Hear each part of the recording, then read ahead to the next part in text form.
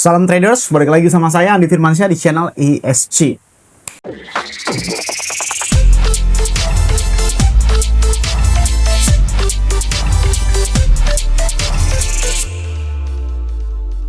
Oke, di video kemarin sudah saya jelaskan benar-benar gamblang, tidak ambigu ya. Saya udah jelaskan terhadap 4 situasi kondisi pada saat terjadi PPI ya, lebih tepatnya di dalam video ini. Yang pertama ada dua-duanya sesuai dengan forecast, warnanya merah. Jangan ambil open posisi. Kondisi kedua, dua-duanya reversal warna hijau. Ambil open posisi short, boleh tamak sedikit, 10% plus.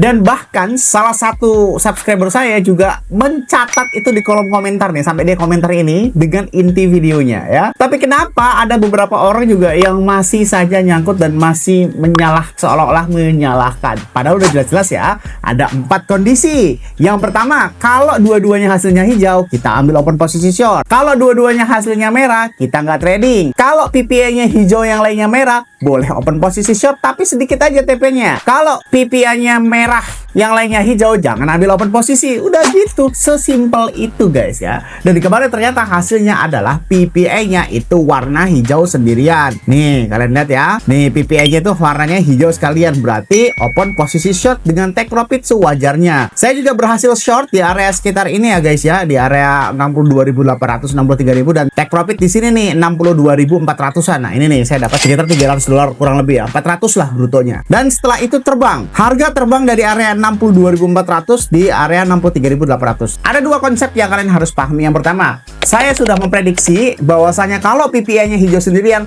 short tapi take profit tipis-tipis aja. Beda dengan dua-duanya warna hijau. Kalau semuanya warna hijau, itu saya sarankan untuk short greedy, alias short untuk mengambil open posisi dan profit banyak nggak apa-apa. Nah, lalu yang konsep yang kedua adalah adanya banyak ETF atau inflow dana masuk sebesar 1,1 triliun dolar. Ini bisa kalian lihat dimanapun. Kalau saya lihatnya di Watcher Guru ya, di Watcher Guru ini, di yang ini nih ya, postingan ini ya, 1,1 triliun dolar. Maka dari itu mengakibatkan beberapa saham dunia dan cryptocurrency atau aset fluktuatif lainnya atau aset risk lainnya itu mengalami kenaikan yang cukup signifikan. Baik gold, Bitcoin, S&P ataupun beberapa saham di dunia atau beberapa kripto major di dunia. Oke, yang mengalami kenaikan dari area 62.300 sampai ke area 63.600 dan sekarang sedang koreksi naik turun. Ditambah lagi ada satu good news ya, walaupun saya nggak tahu Bitcoin itu udah kebal atau belum. Good newsnya adalah katanya, kata Trump ini ya, bahwasanya ada waktulah beberapa hari agar terjadi perdamaian antara US dan Iran ya. Walaupun saya juga udah capek untuk mempercayai itu sebut ya. Berharap kepada manusia sakit, tapi berharap kepada Donald Trump itu jauh lebih sakit.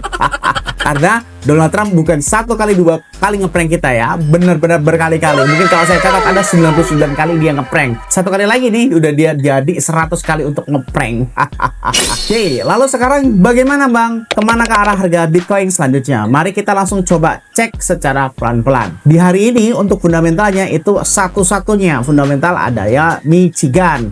Michigan ini kadang-kadang beda-beda ya guys ya. Kadang-kadang itu bintang 2, kadang-kadang bintang 3. Jadi importannya itu kadang-kadang high, kadang-kadang medium. Dan untuk malam ini itu Michigannya itu medium. Michigannya terdiri dari 4 hal ya. Ada Michigan Consumer, ada 5 years, ada Consumer Expectation, dan 1 years Inflation Expectation. Nah, kalau misalkan kayak begini, saya sarankan untuk tidak mengambil open posisi kecuali semua warnanya sama ya.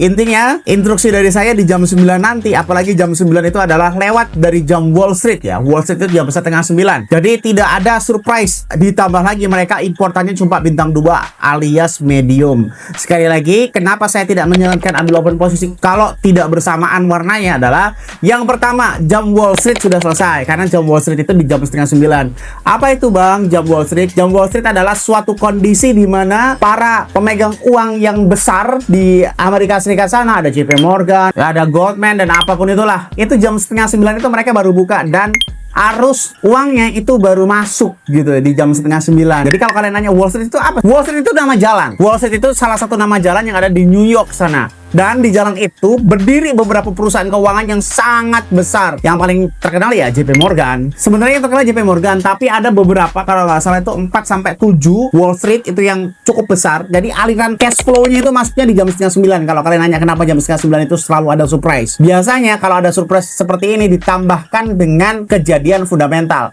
Tapi kalau fundamentalnya setelah Wall Street itu biasanya tidak akan terjadi surprise money, apalagi tidak terjadi gejolak pasar yang cukup dikejutkan atau shock dengan datanya. Karena datanya ini yang pertama adalah bintang 2. Kalau misalkan actualnya juga warnanya beda-beda, ada 2 merah, 2 hijau, dan di mix kayak gitu aja. Intinya jam 9 malam nanti jangan ambil open posisi, kecuali ya semuanya warnanya sama, warna merah ya, kita langsung ambil open posisi long. Semua yang warna hijau ya kita selalu langsung ambil open posisi short gitu. Jadi kemungkinan hari Jumat, Sabtu, Minggu Cerberus atau Andi Firmansyah akan libur karena kita sudah menganut trading sehat. Kita gak akan open posisi kalau tidak 100% yakin bakalan profit. Oke, kita sampai jumpa lagi di hari Senin ya. Jadi kalau kalian nggak mau ribet ya join Cerberus saja ya.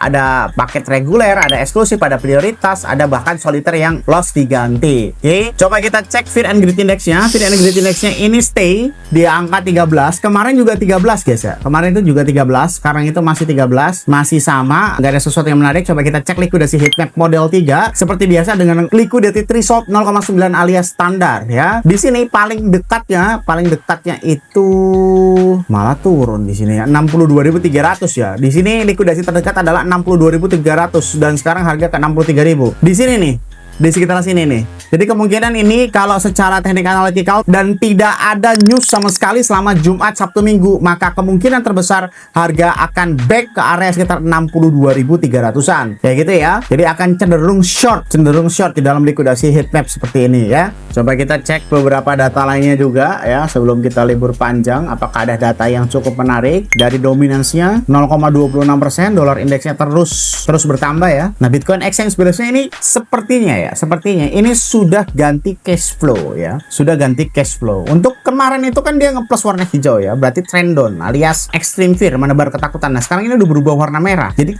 kayaknya jangka panjangnya Bitcoin ini bakal reclaim deh. Kayaknya loh ya, jangka panjangnya itu Bitcoin bakal reclaim. Kalau sekarang sudah membaik semuanya ya. Kalau beneran US dan Iran itu damai, gak ada bad news ya. Bitcoin Exchange mendukung, Fear and Greed Index itu mendukung, dan secara teknik analitikal ini mendukung. Ini benar-benar semuanya serba terakhir. Ini adalah support terakhir. Kalau ini benar-benar jebol dan gak kuat tahannya, ini benar-benar bukan kepala 5 aja, serius. Percaya sama saya, 60.000 dan 59.000 itu sebenarnya satu support. Mereka itu satu support. Jadi kalau ini jebol, bukan angka 50.000 yang kita temui, tapi angka kepala 4 di area 48.000. Serius, saya nggak ngomong ada-ada. Sekali lagi, bahwasanya 60.000 dan 50.000 itu adalah titik support yang sama, bukan satu titik support yang berbeda. Nih kalian bisa cek ya, di sini udah dimakan ya, udah dimakan. Nih tuh kan. Nih lihat ya, ini adalah area support yang sama antara 60.000 dan 52.000 sampai sini tuh, 51.000. Ini adalah area yang sama. Sebenarnya support selanjutnya itu bukan area 55.000 ataupun apapun itu. Nih kalian cek, area selanjutnya itu adalah area 44.000.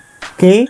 Nih lihatnya ada shadow ke bawah sampai ke 51.000, 50.000. Nah, ini sebenarnya area support yang sama karena di sini tidak ada CME gap di dalam sini ya. CME gapnya cuma diambil sekilas doang dan tidak ada sideways di area 55.000. Kalian perhatikan, tidak ada sideways di area 55.000. Jadi kalau ini benar-benar ketembus, mau nggak mau kita akan welcome to kepala 4, bukan kepala 5 lagi. Jadi kesimpulan dari saya, kepala 5 dan kepala 6 itu supportnya sama, oke? Tapi kalau kalian nggak mau ribet ya join Cerberus aja bro. Jadi semoga bermanfaat video kali ini yang saya sampaikan. Jangan lupa klik like, comment, dan subscribe. Logikanya nih, kalau kalian nggak subscribe, ngapain saya buat video lagi? Dan share ke teman kalian agar teman kalian tahu apa yang kalian tahu. Saya Andi Firmansyah, use your logic, dan salam traders.